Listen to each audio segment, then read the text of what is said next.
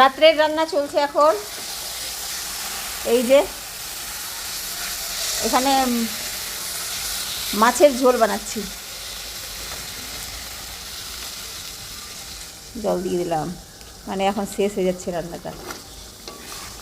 ঠান্ডার সময় রাত্রেবেলা রান্না করাটা না অনেক টাফ।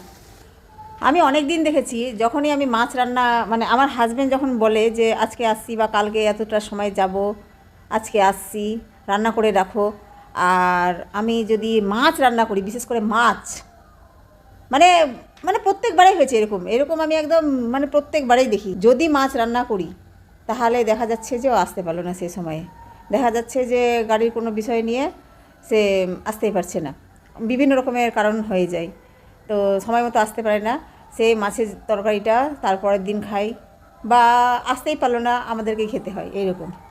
তো আজকে কিন্তু ব্যতিক্রম না, আজকেও এরকম হয়েছে। কালকে থেকে বলছিল যে আমি বাড়ি যাব, তো আমার মানে আমি মনে করে রেখেছিলাম যে মাছ রান্না করব, কারণ আমি মানে মাঝখানেতেও আমি চিকেন বা মাংস রান্না করতাম, তো ইদানিং আমার হাজব্যান্ড চিকেনও খায় না এবং মাংসও কম করে খায়, সেই জন্য আমি মাছ রান্না করেছি। ভুলে গেছিলাম অনেক দিন ধরে এই কথাটা, যে মাছ রান্না করলেই তো মানে এরকম এরকম ঘটনা ঘটে।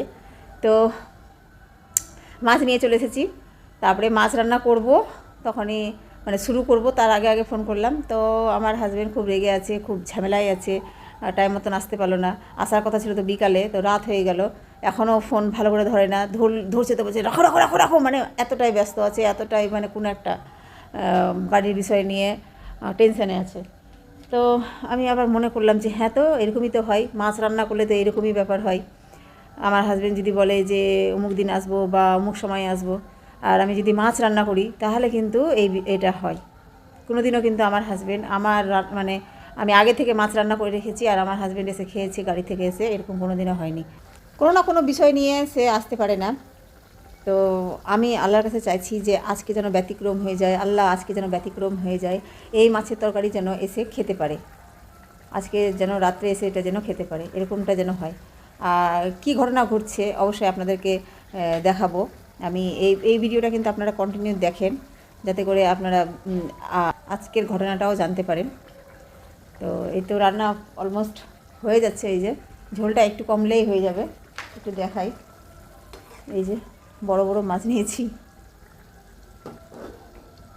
আর আমার হাজব্যান্ড না অনেকগুলো মাছ খেতে পছন্দ করে, একসঙ্গে 3টা 4টা দেয়, এরকম মানে 3টা 4টাও কম হয়ে যায়, 3টা 4টা একসাথে খায়, 5টা খায়, এরকম যতটা দিব ততটাই খাবে।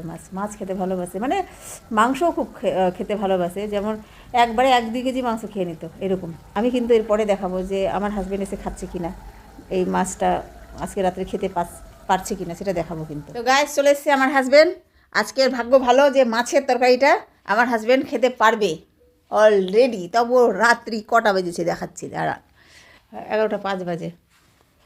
কী কী সমস্যা হয়েছিল গো? তুমি তো বিকাল আসতে চাইছিলে, বলো তো। আরে ভুটানে পুরো জাম। জাম? আর কোনোদিনও মাছ রান্না করবো না কিন্তু।